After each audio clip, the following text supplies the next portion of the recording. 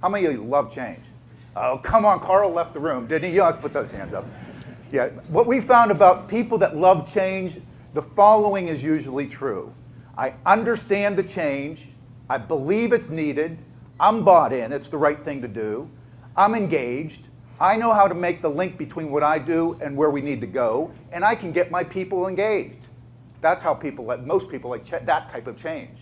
How many like this type of change? You better get out there and make it happen.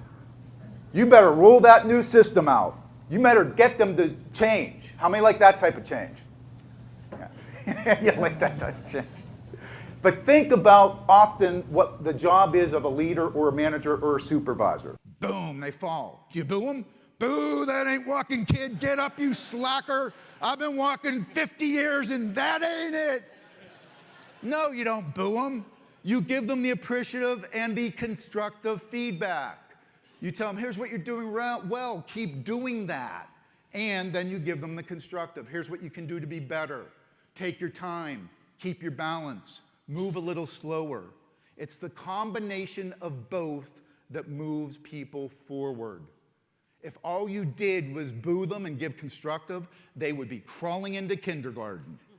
And he's sitting in on the examination table. My wife and I are both in there. The doctor walks in and he looks up at me and says, Dad, ladies can't be doctors. I said, he didn't get that from me. I said, Nick, women can do anything they want to do. And his response was, oh, okay. That belief shifted instantaneously on better information. The only reason I tell those two stories is every one of us in this room, you have beliefs about you that reside on both ends of that continuum. And some of them you don't want people to have about you as a leader because they're holding you back. Next time somebody comes up to you with an excuse, there's your rebuttal right there. And by the way, it's just the nature of life. We will all come to a point where somebody puts us in a tough situation and you'll have a choice to make. Am I going to find a way to get through this and achieve what matters to me? What else can I do mentality? Or do I go the other direction and say, not my fault, nothing I can do, and I give up? Two people can be confronted with the exact same challenge, same barrier, same obstacle, and end up with completely different results. It's a mindset. How bad do you want it? So Jacob, why did you push back on me when I just pushed on you? You wanted to. It's human nature, gang. I'll tell you what, when you push something on somebody, it is human nature. They will push back if they don't understand, believe, buy in, and if they're not engaged, they will push back. And that's what you see. How many times have you had to roll a new process or system out and you get this pushback? It's human nature. How many of you like to be told you have to change? How many of you are married? It doesn't work so well. Say that again. Go ahead, Bob. Collaboration to do what? To see the big picture, to recognize our realities. The only way we can see all there is to see is to come together as a team. We need, and by the way, it is the root of creating a highly accountable culture, is making sure that we're recognizing the realities by coming together as a team, having open and candid conversations, seeking perspectives of others, asking for and offering feedback, talking about the elephant in the room, and anticipating opportunities. Seeing your reality has more to do with our ears than it does with our eyes. Think about people you know who consistently achieve and exceed the results they want.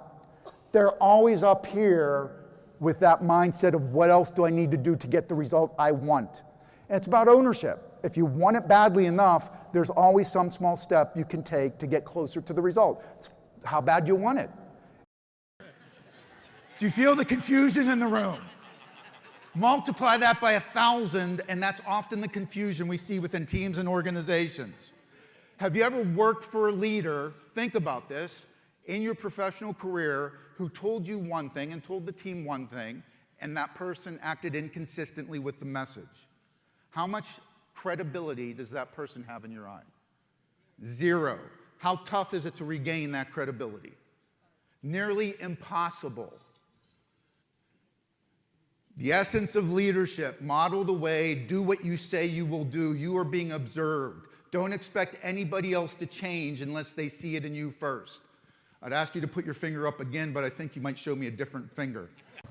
Call Aunt Jen and thank her for the card. I thought I heard you say, I guess I don't have to thank you. I said, you realize the golf shoes and the rollerblades, that's from Mom and Dad. The card said from Mom and Dad. And he looked up at me and he said, well, you didn't sign the card. And I said, what?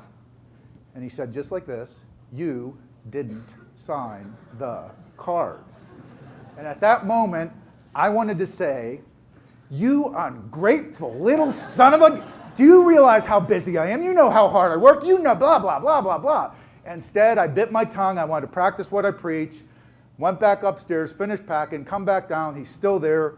I said, hey, Nick, what did you mean when you said I didn't sign the card? And he said, well, Dad, evidently, I'm not important enough for you to take 10 seconds from your day to sign this yourself. And it hit me like a ton of bricks. And he wasn't saying it to be a smartass, excuse my language. He's a thoughtful, considerate kid. He gets that from his mother. Think about that statement as it relates to what Amazon.com did to all the small mom and pop bookstores years ago. They wiped them out, put them out of business, destroyed them.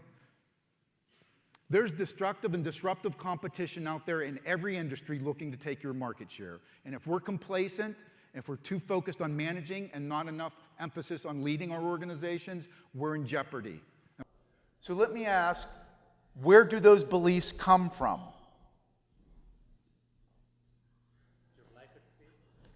This guy gets a gold star. It's your experiences, it's your lifelong experiences, not just your career and your professional, but your entire personal life as well.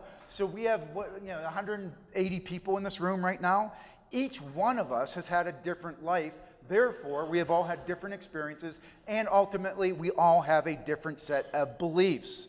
And those beliefs drive our actions. Experiences that you create as an organization that will differentiate you. You know, any Starbucks fans in here? It's crazy. And I'm a Starbucks fan as well. And it's funny because where I live in Pittsburgh, so you can go to a Sheetz or 7-Eleven or Wawa or wherever geographically you are, whatever your store is, and get basically the same cup of coffee, and it costs you a quarter of the amount it costs at Starbucks. Yet at Starbucks, we're willing to pay $30 for a cup of coffee because of the experience.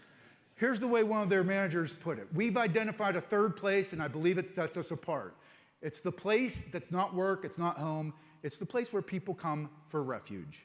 It's the experience. People will pay for the experience. What are the experiences you are creating within your store, within your region, within your district as an organization? What's your name, sir? Ben. Ben? Okay. You sure? I think so. I'm still working on the F's. He's still got. So Ben, no right or wrong answer here. What's the difference between activity and results? Okay, Ben. What was this? I like it. Shout it out, Rich. Activity doesn't matter if you don't get the results. Activity doesn't matter if you don't get the results. I like that. Any other comments here? Yeah, we would say this, that activities or actions people take that lead to results. So let me ask you this. Does all activity produce a result, Walter? Yes, it does. Walter got it right. Most people say no. This guy's a genius. Because even if I do nothing, do I get a result? Yes. You're damn right you do. It's not the result you want, though, right? No. We tend to think of only the positive outcomes of taking actions. The reality is, the results are the desired and undesired outcomes of taking actions. So the only reason I put that up there is we want people focused on the result, not activity. Activity in and of itself will not necessarily produce your desired result. Here's the key that you need to understand as leaders. Whatever you counted first in your mind and your brain becomes your truth and your reality. And our minds will not let us see something that we do not believe to be the truth or the reality. Our minds almost say, no, there's no more than 3. You saw 3, that's your reality, that's your truth. So your mind almost will not let you see 4, 5, or 6. And the only reason I call this to your attention is because if you have folks within Rite Aid who have a belief in their reality and their truth is, we're already doing quite well. We don't need to change. If that's their belief, how likely are they going to change their behaviors to help you achieve what matters most? Not very likely at all. When you go up to 11 to 20 new goals in addition to maintaining the operation, everything becomes one conjumbled mess to your organization. There is no difference, when you're at 11 to 20, there is no difference between the new goals and the whirlwind. Everything is the whirlwind. In fact, when you go to 11 to 20, you abdicate leadership of any strategy to the whirlwind. You are no longer leading anything. In fact, you are now managing and maintaining the whirlwind. Highest standard a leader can aspire to achieve. Do your people believe they're playing a winnable game? And when they are, you will achieve engagement levels that are dramatically different than when people come to work playing not to lose. And there's a huge difference between employee engagement and employee satisfaction. There's a lot of highly paid, miserable people out there that do nothing to help us move forward. They might be satisfied, but they're not engaged. You want to create engagement? Create the winnable game. Has anybody tried to put a system to the process? Anybody see 2 lines, 3 lines, 2 lines, 3 lines? Good luck.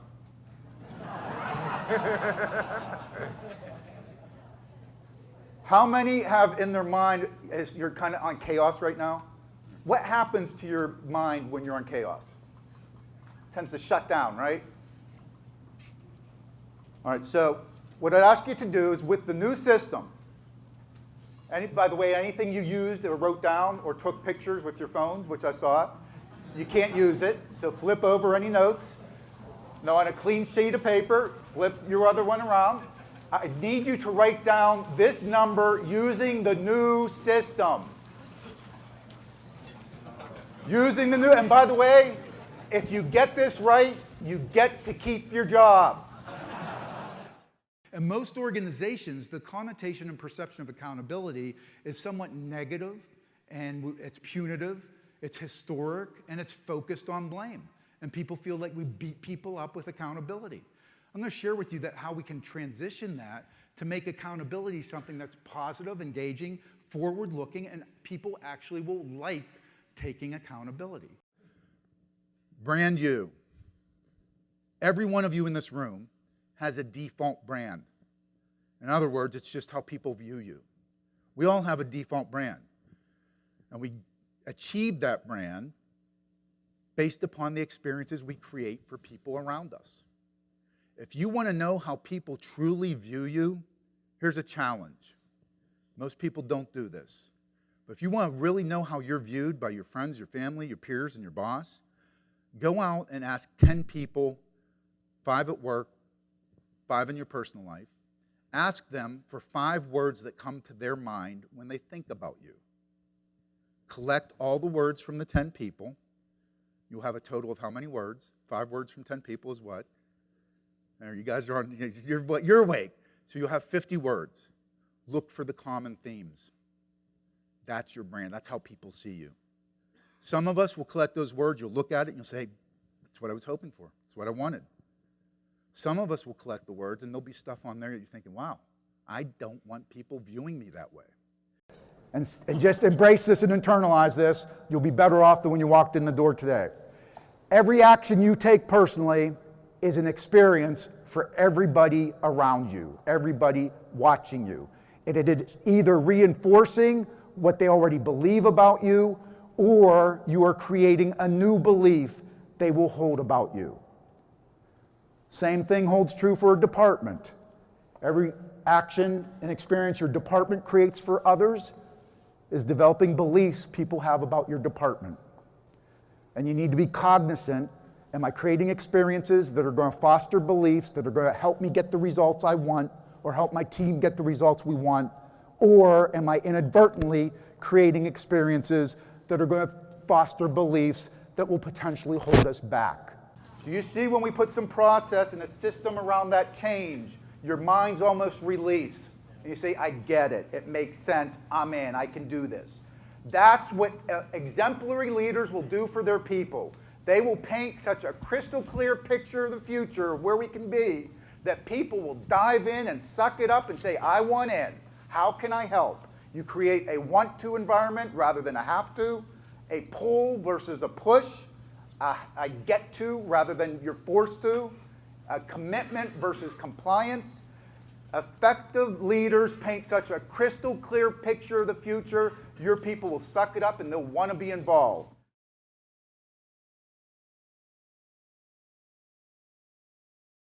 As you know, the first rats off the ship are the strongest swimmers, and what I mean by that is in many organizations, when there's that fear-based culture where there's a lot of stress and anxiety, though your top players, your best talent, your key talent, can typically be the first to leave, and you don't want that to happen. The other downside of a burning platform is you're actually burning away your infrastructure, and once the platform's burned. Right. So when we focus on the Your assets positive and the disappear. possibilities, it's, people naturally come to work wanting to excel and do well. And we can give them clarity on what's the opportunity, not only for the organization, but how it's going to impact them personally, how it can benefit them, how it can make their lives better. People tend to really grasp onto that, and they will become I'd like to say that our work actually allows people to self-actualize. The issue here, as a manager, supervisor, or leader in this room, when you look at that model, where do most managers, leaders, and supervisors focus? On the nevers. Don't do it. You're wasting your time. They're not going to change. And the more you focus on them, the more damage it does to your potentials and maybes and your models. Where's the opportunity in that model? It's the maybes. They're on the fence. That's the group that if you can get them to buy in, and if you move that bell shape just 5 degrees to the right, has exponential impact in any culture. You get some of those maybes to become models, man, you're going to accomplish some amazing things. Smart people like to figure things out. How will we make something happen? What are the strategies and the tactics that we need to have in place to achieve what we need to achieve? And rather than creating urgency around those tactics and initiatives, they tend to get very detailed on those tactics and initiatives and push it out to the organization and expect that everybody is urgent around those specific Because it's so logical. Anytime the majority of your people behave a particular way, the majority of the time, the problem is not with the people. It's with the systems and the processes, and the leader has to own that. There are special causes. You may have some nevers. People are stupid, lazy, defiant, just refuse to buy in. But for the most part, if the majority, most of your people are behaving a particular way, the majority of the time, it's not the people. It's the processes and systems, and you as a leader better own it. So John, there's great leaders who have audacious ideas, and a big key for them to allow those ideas to see them through fruition is to get people to buy in and see what they see. They have to. And a lot of that can't be done with the logic, because you don't have the logic behind what you're about to attempt to undertake. So what do you see? And for example, I'll give you a quick idea. When Steve Jobs recruited John Scullion to help with Apple, the story I heard, and it may not be true, was that, do you want to spend the rest of your life selling sugar water, or do you want to make a dent in the universe? Right. That appeals to the heart. Oh, no question about it. I mean, if the idea is big enough, and you see this with the Apple, you see it with the Netscapes, you see it with lots and lots of these astonishing stories, there is no way to get people to buy in by showing them enough numbers, by showing them enough data. It just is, it won't, you can't make the logical case for something that's just over the top. Biggest obstacle standing between them and the results they truly want is the behavior of other people. Changing your own behavior, easy or hard? Hard. Changing someone else's behavior, easy or hard? Even harder. What if they know there's something in it for their best interest? Still hard, right? How about changing the behavior of a whole lot of other people?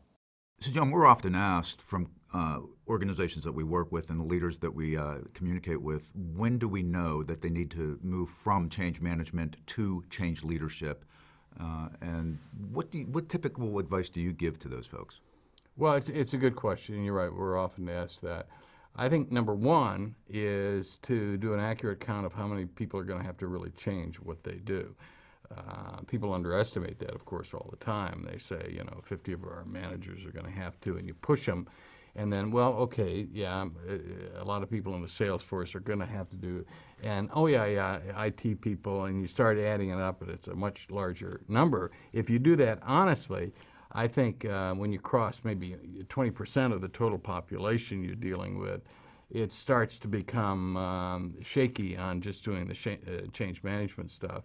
I know we talked once, and you threw out a figure that was bigger than that, right? I would say 20 to 50%. When you 20 to 50% of those in your organization are going to have to do something substantially different, or will be impacted by the change. You're moving into the change leadership. Yes. I think another indice is simply that you're doing change leadership in a sophisticated way. You actually are spending more money on it. You're bringing in more expertise, tools, and yet it's not working.